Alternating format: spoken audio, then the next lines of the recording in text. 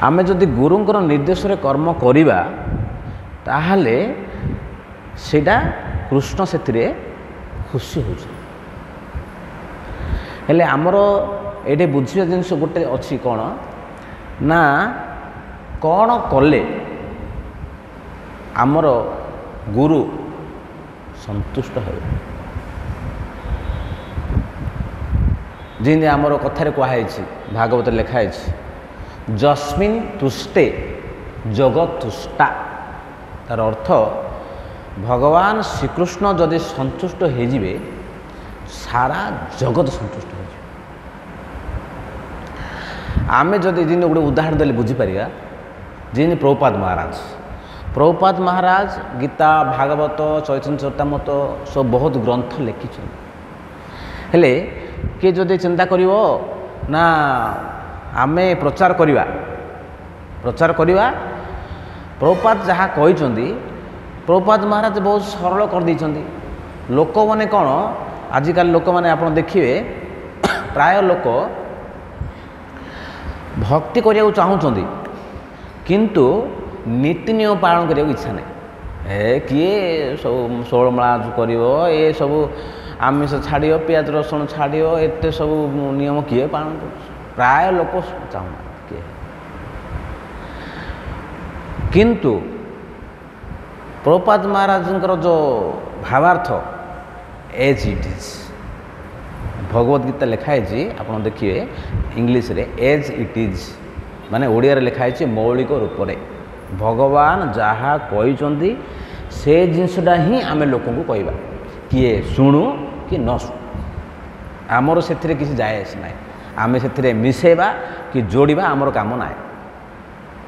जी उदाहरण देले बुझीपारे जी घी मु 1 नंबर घी बिकुच गिरका घी बॉम्बे भी बिका हो केजी 3000 जदि कि को लोक प्योर घी दरकार 1 नंबर घी से किणवा किंतु प्राय लोक भेजाल घी दरकार। एटा कहीं कहली प्राय लोक ने भक्ति करने चाहूँगी भक्ति आम करूँ आज्ञा नीति नियम किए पालन करवा आज्ञा दरकार किंतु केते लोक अच्छा संसार रे प्राय लोक माने केते लोक अच्छा प्योर भक्ति सबु नीति नियम पालन करूँ 16 माला जप करूँ हाँ सब एकादशी व्रत पालन करूँ ए सब चाहूँ तो ये सब कले कौन लाभ ना हृदय निर्मल हो आ मनरे प्रसन्न रही भक्तिर अच्छी ना लक्षण जदि किए सब निष्ठापर भाव में पालन करुव सी गोटे प्रसन्नता मिलता जमी आम भोजन कले भोजन जदि आम करवा से पेट पूरब आउ संतुष्टि गोटे मिल जदि आम खाली जलखिया कर देथिया पेट पूरबनी कि संतुष्टि मिलनी सेमती भक्ति जदि आम माने ठीक रे न करवा डिंग डांग करवा ढिला ढिला करवा आमको गोटे निजरे संतुष्टि लगे खुशी लगे आनंद लगे से ये कहते प्रभुपाद महाराज शुद्ध भक्ति प्योर भक्ति प्रभुपाद महाराज कहते कि आम जहाँ को दबा प्योर भक्ति दबा किए ग्रहण करूँ कि न करूँ यहीटा हूँ भगवत निर्देश जदि गुरु निर्देश रे कर्म करवा प्योर जिनस मिस आम भाविया लोक मैंने आज्ञा लोक टिके कीर्तन टिके दरकार टिके मनोरंजन दरकार आम प्रवचन दबा किंतु आम से भितर टिके म्यूजिक लगेगा टिके दुबिता पाला लगेगा टिके म्यूजिक लगेदेवा टिके मनोरंजन करवा से कौन हो लोक मैंने तो सहजे मनोरंजन प्रिय लोक मैंने से मनोरंजन ही रही शुद्ध भक्ति मिलनी प्रभुपाद महाराज से कथा कहते आम जब गुरु निर्देश जब कर्म करवा ता अर्थ गुरु को संतुष्टि करवा गुरु जी चाहूँगी सेमिति कर्म करवा सेमिति कर्म कले कौन हम ना कृष्ण से संतुष्टि हो से आमर कहुई कौन ना आमर गुरुवाष्टकम कहुई कौन कहुई ना वंदे गुरु श्री चरणार बिंद गुरु को संतुष्टि करवा हूँ शिष्यर आम समस्तंकर प्रथम कर्तव्य ଯେମିତି ଉଦାହରଣ ଦେଲେ ଆମ ବୁଝିପାରିବା। ଆଉ ଗୋଟେ ଉଦାହରଣ ଦିଆହେଇଛି ଯେମିତି ଯୁଧିଷ୍ଠିର ମହାରାଜ, ଭାଗବତରେ ଆସୁଛି, ମହାଭାରତରେ। ଯୁଧିଷ୍ଠିର ମହାରାଜ ତାଙ୍କର ଲକ୍ଷ୍ୟ ଥିଲା କ'ଣ, ଯଦିଓ ସେ ସେତେବେଳକୁ ରାଜା ହେଇନଥିଲେ ତାଙ୍କ ସମୟରେ ତାଙ୍କର ଘରର ମୁଖ୍ୟ ଥିଲେ କିଏ? ଧୃତରାଷ୍ଟ୍ର ରାଜା ହେଇଥିଲେ। ଯେତେବେଳେ ସେ ରାଜା ହେଇଥିଲେ, ଯୁଧିଷ୍ଠିର ମହାରାଜ ସିଏ ଚିନ୍ତା କଲେ କ'ଣ ନା, ଧୃତରାଷ୍ଟ୍ର ହେଉଛନ୍ତି ମୋର ପିତା, ମୋର ଗୁରୁ ସମାନ। ସିଏ ଯାହା କହିବେ ସେଥିରେ ସିଏ ତାଙ୍କର କର୍ମରେ ସେ ଭୁଲ ହେଇପାରେ। ଯେମିତି ଉଦାହରଣ ଦେଲେ ବୁଝିପାରିବେ, ଧୃତରାଷ୍ଟ୍ର ଆଦେଶ ଦେଲେ କାହାକୁ? ଯୁଧିଷ୍ଠିର ମହାରାଜଙ୍କୁ। କ'ଣ କହିଲେ? ତୁମେ ଆସ ଜୁଆ ଖେଳିବ। ଜୁଆ ଖେଳିବାଟା କ'ଣ ଭୁଲ? ଠିକ୍ କି ଭୁଲ? କିନ୍ତୁ ଯୁଧିଷ୍ଠିର ମହାରାଜ ତାଙ୍କ ଆଦେଶକୁ ପାଳନ କଲେ। କାହିଁକି ନା ସେ ଗୁରୁ ସମାନ।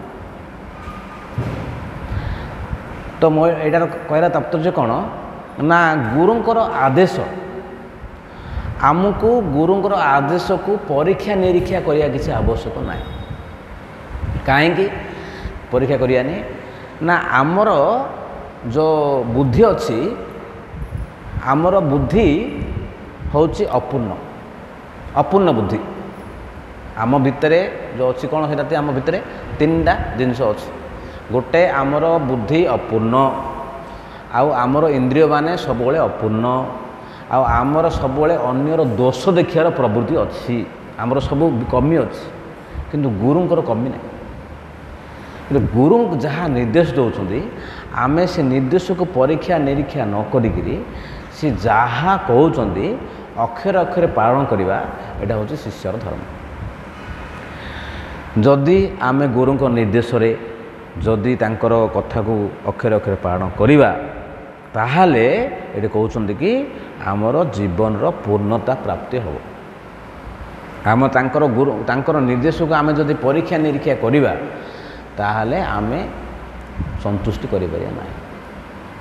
ହେଲେ ଆମେ ଯଦି ଗୁରୁଙ୍କୁ ସନ୍ତୁଷ୍ଟି କରିପାରିବା, ଭକ୍ତମାନଙ୍କୁ ସନ୍ତୁଷ୍ଟି କରିପାରିବା, ତାହେଲେ ଆମେ ଜାଣିପାରିବା ଯେ ଆମ ଉପରେ ଭଗବାନ କୃଷ୍ଣ ପୁରା ସନ୍ତୁଷ୍ଟି ଅଛି। ଯଦି ଗୁରୁ ଆଉ ଭକ୍ତମାନେ ଆମ ଉପରେ ଅସନ୍ତୁଷ୍ଟ ଅଛନ୍ତି, ଆମେ କେବେ ହେଲେ ଭାବିବା ଉଚିତ ନୁହେଁ ଯେ ଭଗବାନ ଆମ ଉପରେ ପ୍ରସନ୍ନ ହେବେ। ଏଇଠି ସେ କଥା କୁହାହେଇଛି, ପରିଶେଷରେ ସେ କଥା କୁହାହେଇଛି, ଭଗବାନ ପ୍ରସନ୍ନ କେମିତି ହେବେ? ଯଦି ଗୁରୁ ପ୍ରସନ୍ନ ହେବେ, ଭକ୍ତ ପ୍ରସନ୍ନ ହେବେ। ତେଣୁ ଆମର ଜୀବନର ପରମ ଲକ୍ଷ୍ୟ ହେଉଛି ଗୁରୁଙ୍କୁ ଭକ୍ତଙ୍କୁ ସନ୍ତୁଷ୍ଟି କରିବା। ଯେମିତି ଆମର ଭକ୍ତିବିନୋଦ ଠାକୁର ବି କହିଛନ୍ତି, ଶୁଦ୍ଧ ଭକତ ଚରଣ ରେଣୁ ଭଜନ ଅନୁକୂଳ ଭକତ ସେବା ପରମ ସିଦ୍ଧି ଭକତ ସେବା ପରମ ସିଦ୍ଧି ପ୍ରେମଲତିକାର ମୂଳ ଶୁଦ୍ଧ ଭକତ ଚରଣ ରେଣୁ ଭଜନ ଅନୁକୂଳ। ଶୁଦ୍ଧ ଭକ୍ତଙ୍କର ନିର୍ଦ୍ଦେଶ, ତାଙ୍କୁ ଖୁସି କରିବା, ତାଙ୍କୁ ସେବା କରିବା, ଏଇଟା ହେଉଛି ଜୀବନର ପରମ ଲକ୍ଷ୍ୟ। ଆମେ ନାମ ଜପ କରୁଥିବା କିନ୍ତୁ ଭକ୍ତଙ୍କର ସେବା କରିବାନି, ଭକ୍ତଙ୍କୁ ସନ୍ତୁଷ୍ଟି କରିବାନି। କେତେ ନାମ ଜପ କଲେ ମଧ୍ୟ ଆମର ସେ ଉଦ୍ଧାର ହୋଇପାରିବାନି। କାହିଁକି ନା କଳିଯୁଗରେ କୁହାହେଇଛି ଭଜନ ବଳ ନାହିଁ। ଆମେ କିଏ ଭାବିବ ମୁଁ 16 ମାଳା ଜପ କରିଦେବି, ସେବା କରିଦେବି, ଭଗବାନଙ୍କୁ ଖୁସି କରିଦେବି। ଭକ୍ତଙ୍କର କୃପା ଦରକାର, ଗୁରୁଙ୍କର କୃପା ଦରକାର। କୃପା ଶକ୍ତି ଏ କଳିଯୁଗରେ ଅଧିକ। ଆମେ କେତେ ଭଜନ କରିବା, ଯଦି ଭଗବାନଙ୍କର ଭକ୍ତଙ୍କର ଆଉ ଗୁରୁଙ୍କର କୃପା ନାହିଁ, ଉଦ୍ଧାର ହୋଇପାରିବ। ତେଣୁ ଭକ୍ତ କୃପା ଯଦି କରିବ, ଆମର ଭଜନ ନଥିଲେ ମଧ୍ୟ ଉଦ୍ଧାର ହୋଇଯିବ। ଯେମିତି ଦୁବର କ'ଣ ଜ୍ଞାନ ଥିଲା? ସ୍କୁଲକୁ ଯାଇଥିଲେ? ଭଗବାନ ବିଷ୍ଣୁ କ'ଣ କଲେ?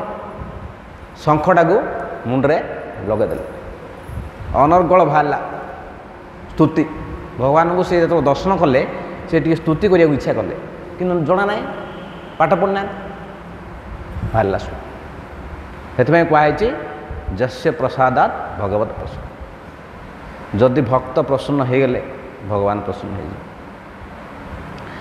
ତେଣୁ ଏଇଠି କୁହାହେଇଛି ଆମର ଜୀବନର ଉଦ୍ଦେଶ୍ୟ ଆଉ ଲକ୍ଷ୍ୟ କ'ଣ? ଭଗବାନଙ୍କର ଭକ୍ତଙ୍କୁ ସନ୍ତୁଷ୍ଟି କରିବା, ତାଙ୍କର ସେବା କରିବା। ସେ ଯଦି ସନ୍ତୁଷ୍ଟି ହେଇଯିବେ ଆମେ ଭଗବତ କୃପା ଅତି ସହଜରେ ପାଇବା ଆଉ ଆମର ଜୀବନର ପୂର୍ଣ୍ଣତା ପ୍ରାପ୍ତ ହେବ। ଏଇଟା ଭକ୍ତିର ଏସେନ୍ସ, ସାର କଥା। ଏ ଶ୍ଲୋକ, ଏ ଯେଉଁ 18 ଅଧ୍ୟାୟ ଶ୍ଲୋକ ଗୁଡ଼ାକ ସବୁ ସାର କଥା ଯାକୁ କୁହାଯାଇଛି। ହରେ କୃଷ୍ଣ ହରେ କୃଷ୍ଣ କୃଷ୍ଣ କୃଷ୍ଣ ହରେ ହରେ, ହରେ ରାମ ରାମ ରାମ ହରେ ହରେ।